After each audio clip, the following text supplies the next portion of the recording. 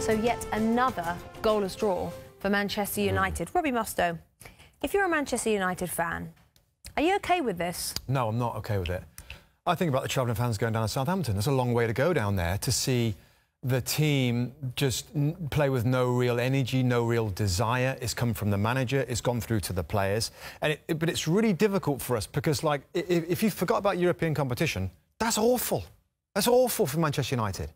But because they've got this excuse, this understanding that that game is so key and so important, and I get that, then it's going to be OK for everybody just to accept United, just to, you know, just go through the motions. It doesn't feel right. And you said it there with the fans. You know, the fans, what do they feel like when they've been watching United over the last 2 or 3 games, not really caring about Premier League games? Robbie? I'm OK-ish, Rebecca. I think I'll answer the question if you can give me 7 days.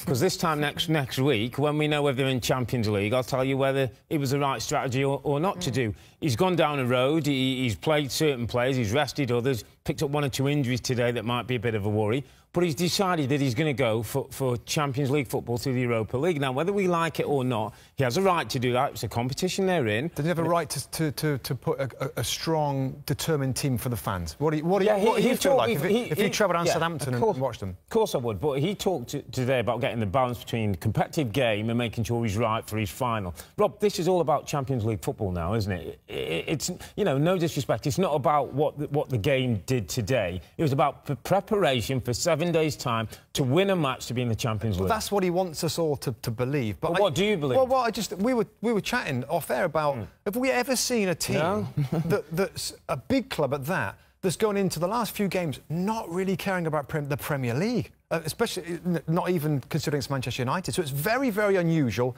and it feels wrong. Even though, Robbie, they can't get into 5th anyway, so they can't move out of 6th, so they haven't got anything to play for. So why shouldn't they put all their eggs in one basket?